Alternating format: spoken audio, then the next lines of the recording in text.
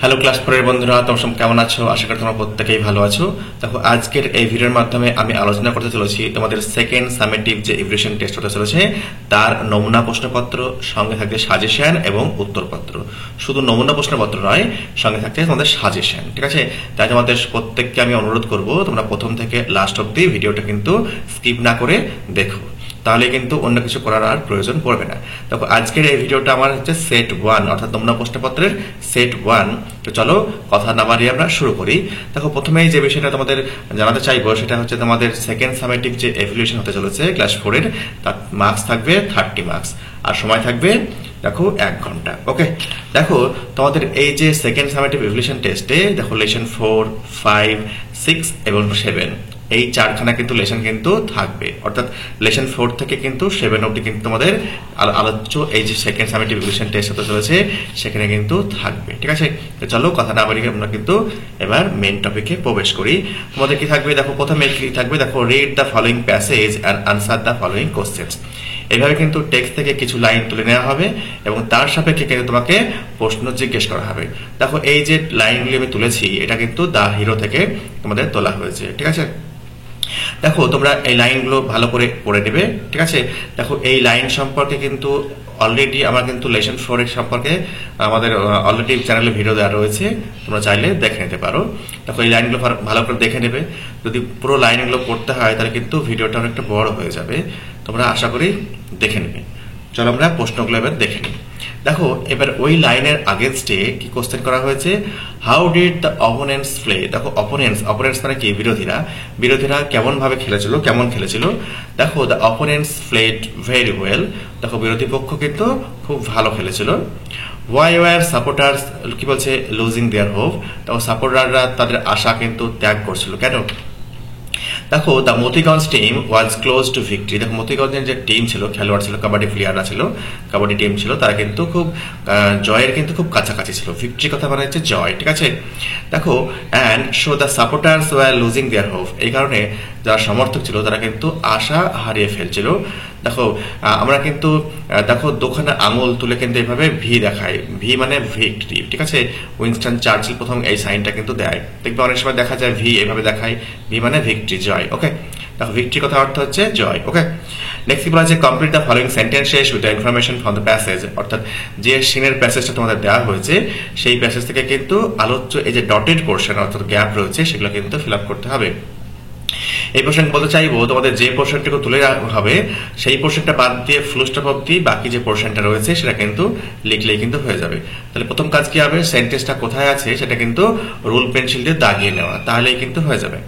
দেখো, মতিগঞ্জ টিম ওয়াজ close two কি বলছে? ভিক্টরি। দেখো, ভিক্টরি কথাটা ছিল, ভিক্টরি মানে হচ্ছে জয়, জয়ের খুব কাছাকাছি ছিল। অল অফ দেম পাইলড আপন মি। দেখো, প্রত্যেকে কিন্তু আমার উপরে একদম জড়ো হয়েছিল, স্তূপাকৃতি হয়ে গেছিল, সবাই মিলে চেপে ধরেছিল, তাই তো?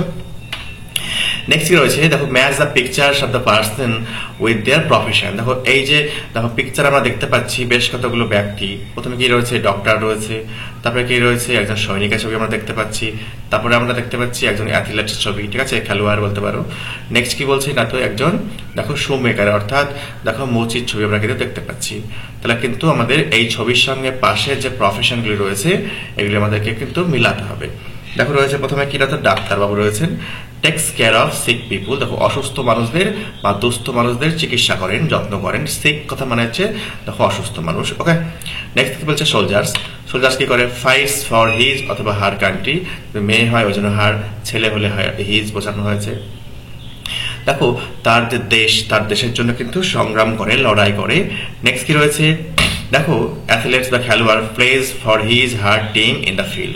দেখো, তার ফিল্ড টিমের হয়ে মাঠে কিন্তু খেলে।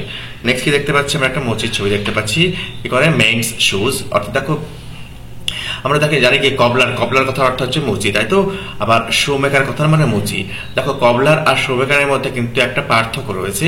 দেখো, কবলার কিন্তু পুরনো জুতো দেখো ছেঁড়া ফাটা হয়ে গেলে তখন কিন্তু উনি সেলাই করেন, ঠিক আছে, বা মেন্ট করেন।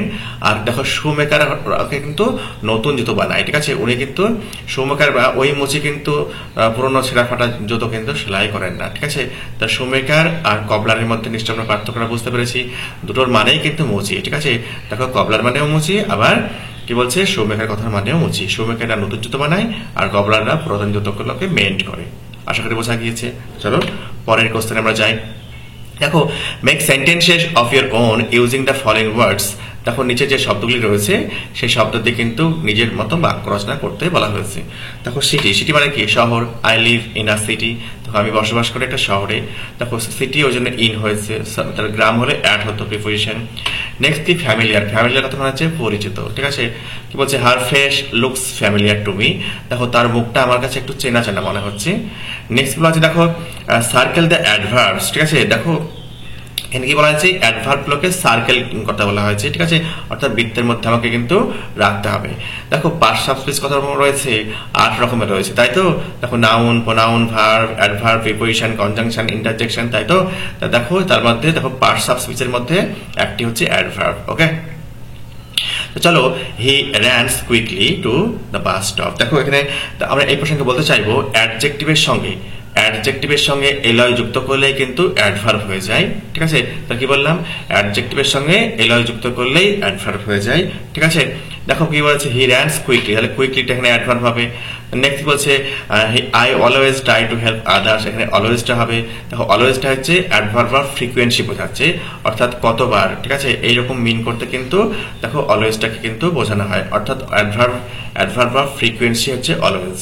দেখো the teacher is thinking deeply, the ডিপলিটা অ্যাডভার্ব। নেক্সট দেখো the wind is blowing gently, জেন্টলিটা হচ্ছে অ্যাডভার্ব। আশা করি আমরা বুঝতে পেরেছো। ওকে, চলো আমরা পরের প্রশ্নটা দেখে নেব। নেক্সট হচ্ছে দেখো, fill in the blanks with present continuous tense from the given verb. এই দেখো ব্র্যাকেটের মধ্যে ভার্ব দেওয়া রয়েছে, এগুলো দিয়ে কিন্তু আমাকে প্রেজেন্ট কন্টিনিউয়াস টেন্স কিন্তু করতে হবে, ঠিক আছে। প্রেজেন্ট কন্টিনিউয়াস টেন্সের কিন্তু আরো একটা নাম রয়েছে, যার নাম হচ্ছে প্রেজেন্ট প্রোগ্রেসিভ টেন্স, ঠিক আছে। প্রেজেন্ট প্রোগ্রেসিভ টেন্সও যা, প্রেজেন্ট কন্টিনিউয়াস টেন্সও তাই। প্রথমে সাবজেক্ট বসবে, তারপরে বি ভার্বের রূপ বসবে সাবজেক্ট অনুযায়ী, সিঙ্গুলার হলে সিঙ্গুলার ভার্ব বসবে, বহুবচন বা প্লুরাল ফর্ম থাকলে বহুবচনের ভার্ব বসবে, তারপরে মেইন ভার্বের আইএনজি যুক্ত ফর্ম অর্থাৎ প্রেজেন্ট পার্টিসিপল ফর্ম কিন্তু বসবে। তখন মেইন ভার্বের সঙ্গে যুক্ত যদি আমরা আইএনজি যুক্ত করি সেটাকে বলা হয় প্রেজেন্ট পার্টিসিপল ফর্ম, ঠিক আছে। প্রেজেন্ট পার্টিসিপল ফর্মটা ইটসেলফ হচ্ছে দেখো অ্যাডজেক্টিভ আর অর্ধেক নাউন থাকে, ঠিক আছে। সেই প্রসঙ্গে আমরা পরে যাব। দেখো এখানে কি রয়েছে, শামীম, তাহলে দেখো ড্র ভার্ব রয়েছে, is drawing a picture. Shamim বলতে দেখো একজনকে বোঝাচ্ছে, ওই জন্য ইজ হয়েছে। ড্র ভার্বের সঙ্গে আইএনজি যুক্ত করে অর্থাৎ প্রেজেন্ট পার্টিসিপল ফর্ম ব্যবহার করে আমাকে বসাতে হচ্ছে। Shamim is drawing a picture, এটা একটা প্রেজেন্ট কন্টিনিউয়াস টেন্সের তোমার ফর্ম হয়ে গেল। দ্য বয়, দেখো ছেলেটি, the boy is climbing a rock, ছেলেটি একটা রকে উঠছে বা পাহাড়ে উঠছে। দেখো বাংলা বাক্যের সঙ্গে টি, টা, খানা, খানি ইত্যাদি যদি যুক্ত থাকে তাহলে কিন্তু আমরা টিএইচই দা কথাটা বসাই। দেখো যদি কোনো ভায়োয়েল অর্থাৎ এ, ই, আই, ও, ইউ এর আগে টিএইচই বসে উচ্চারণ হবে দি, আর কনসোনেন্টের আগে টিএইচই যদি বসে উচ্চারণ কিন্তু দা হবে। তাহলে এখানে বয়টা কনসোনেন্ট, বিটা কনসোনেন্ট, তাই the boy is climbing a rock, ছেলেটি একটি পাহাড়ে উঠছে। নেক্সট দেখো দে আর, দেখো দে এর পর কিন্তু আর হয়, এখানে ভুলবশত টাইপ হয়ে গেছে ইজ, এখানে তোমরা আর বসিয়ে নেবে, ঠিক আছে। দে আর কি ক্রসিং দ্য ডেজার্ট, ওকে। তাহলে দে আর ক্রসিং দ্য ডেজার্ট, দেখো দে এর পর কিন্তু আর হয়, ওকে। নেক্সট কি বলছে, I am talking to my friend, দেখো এখানে ভুলবশত ইজ হয়ে গেছে, এটা চেঞ্জ করা হয়নি। দেখো আই অ্যাম, আই এর পরে কি বসে, অ্যাম বসে, okay. I am talking to my friend, আমি আমার বন্ধুর সঙ্গে কথা বলছি। দেখো fill in the blanks with the words from the help box, এই যে নিচে হেল্প বক্স রয়েছে সেই হেল্প বক্স থেকে ওয়ার্ডস নিয়ে কিন্তু আমাকে এই গ্যাপগুলি পূরণ করতে হবে। দেখো I had a wonderful experience, দেখো আমার যে অভিজ্ঞতা সেই অভিজ্ঞতা কিন্তু চমৎকার। দেখো কি বলছে, টু ব্রাদার্স ওয়্যার কি বলছে অ্যাফ্রেড, তো দুই ভাই কিন্তু খুব ভয় পেয়ে গেল বাঘকে দেখে, to see the tiger. We use কি বলছে petrol and diesel as fuel for our cars, আমাদের যে যানবাহন সেই যানবাহনের জ্বালানি হিসেবে আমরা কি করি না, তো পেট্রোল এবং ডিজেলকে ব্যবহার করি। নেক্সট বলছে I amble down by the river bank, দেখো দ্রুত ছুটে যাওয়াকে বলা হয় স্বাচ্ছন্দ্যে ছুটে যাওয়া, শুধু দ্রুত নয় স্বাচ্ছন্দ্যে ছুটে যাওয়াকে ইংরেজিতে অ্যাম্বেল বলা হয়। দেখো I amble down by the river bank, আমি রিভার যে নদীর তীর বরাবর আমি কিন্তু স্বচ্ছন্দে ছুটে গেলাম। নেক্সট কি রয়েছে, দেখো এখানে রেগুলার ভার্ব এবং ইররেগুলার ভার্ব কোনগুলি রয়েছে সেগুলো কিন্তু নিচের যে বাক্যগুলি রয়েছে সেগুলো থেকে কিন্তু আমাকে চয়ন করতে হবে। দেখো কোনো ভার্বের সঙ্গে যদি ইডি যুক্ত হয়ে পাস্ট টেন্স হয় এবং পাস্ট পার্টিসিপল হয়, তা সেটাকে কিন্তু আমরা রেগুলার ভার্ব বলবো।